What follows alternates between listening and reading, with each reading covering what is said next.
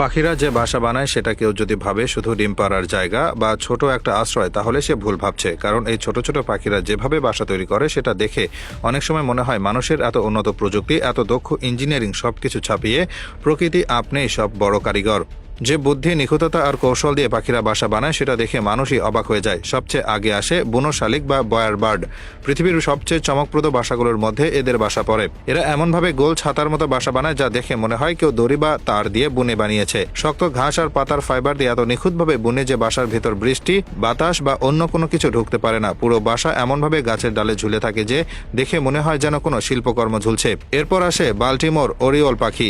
এরা পাতার নিচে ঝোলানো থলের মতো বাসা বানায়, যা বাতাসে দুলে দুলে নড়ে, কিন্তু ভেতরটা এত আরামদায়ক আর নিরাপদ থাকে যে অন্য কোনো প্রাণী সহজে বাসা ভাঙতে পারে না।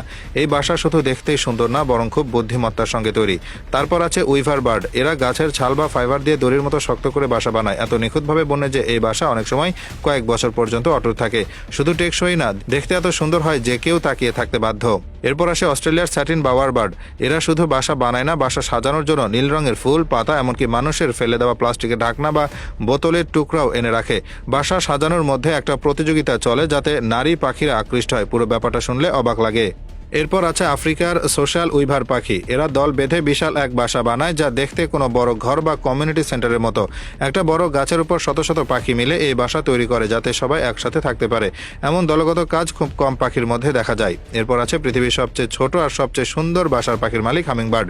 তুলার মতো নরম গাছের ছাল আর মাকড়সার জালের মতো সূক্ষ্ম জিনিস দিয়ে এত ছোট আর নিখুঁত বাসা বানায় যা হাতের তালুর ভেতর অনায়াসে ধরে, অথচ ভিতর থেকে একে অপরকে নিরাপদ রাখার সব ব্যবস্থা করা থাকে। এরপর আসে সুইফলেট পাখি।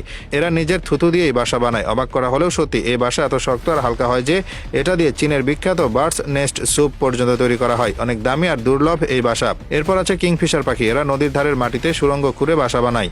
বাইরে থেকে কিছুই বোঝা যায় না, ভেতরটা পুরোপুরি নিরাপদ। শিকারী প্রাণীও বুঝতে পারে না কোথায় বাসা। তারপর আছে কাঠঠোকরা। গাছের মোটা গুড়িতে ঠোকর দিয়ে এমন গর্ত করে বাসা বানায় যেটা ভেতরে নিরাপদ, বাইরে থেকে কেউ সহজে ধরতে পারে না। শিকারী প্রাণীদের জন্য এটা বড় বাধা। সবশেষে আসে প্রকৃতির সবচেয়ে বড় আর শক্তিশালী বাসার মালিক, ঈগল পাখি। এরা গাছের সবচেয়ে উঁচু ডালে বা পাহাড়ের উপর বিশাল ডালপালা এনে এত বড় বাসা বানায় যে সেখানে একজন মানুষও অনায়াসে বসতে পারে। শক্তি আর বুদ্ধির মিশ্রণে তৈরি এই বাসা পৃথিবীর সবচেয়ে বড় পাখির বাসাগুলোর মধ্যে পড়ে।